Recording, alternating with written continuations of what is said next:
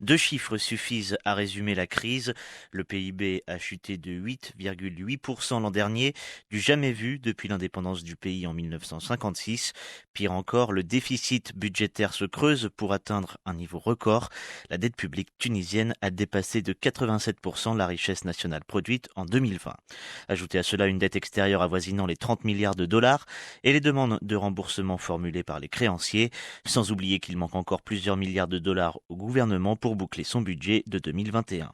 Voilà pour le côté chiffres, mais le problème est aussi structurel pour Vincent Gesser, chercheur à l'Institut de recherche et d'études sur les mondes arabes et musulmans de l'Université d'Aix-Marseille. Vous savez qu'aujourd'hui en Tunisie, plus d'un employé sur trois vit dans le secteur informel. Or, toutes les études à l'échelle internationale ou à l'échelle régionale ou à l'échelle de la Tunisie ont montré que les principales victimes aujourd'hui de la crise sanitaire en termes d'emploi, c'est précisément les travailleurs du secteur informel qui ont perdu du jour au lendemain toute ressource. Et de ce point de vue-là, effectivement, ça produit, notamment dans les couches populaires, un effet désastreux où ils n'arrivent plus à vivre, c'est-à-dire plus personne ne rapporte d'argent dans les foyers, que ça soit le mari, la femme ou les enfants. Le spécialiste de la Tunisie ajoute. Tout ça finalement provoqué par cette fragilité, cette précarité du secteur informel qui, quand ça fonctionne bien, on n'y regarde pas trop, c'est pas très légal, c'est de l'argent qui n'est pas forcément déclaré, qui ne rentre pas dans la caisse des impôts, mais ça permet de faire fonctionner le pays. Mais quand ça va mal, les premières victimes d'une crise à la fois sociale, économique et sanitaire,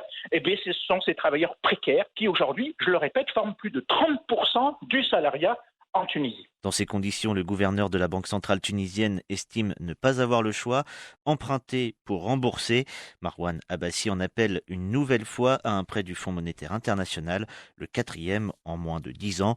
Mais pour obtenir le feu vert du FMI, des réformes sont nécessaires, des réformes difficiles comme celle de baisser la masse salariale des fonctionnaires, une mesure qui risque de provoquer la colère de la population, une population déjà dans la rue pour dénoncer notamment les violences policières, la situation épidémique, mais aussi les querelles politiques entre le président Kais Saïed et le Premier ministre Hichem Mechichi.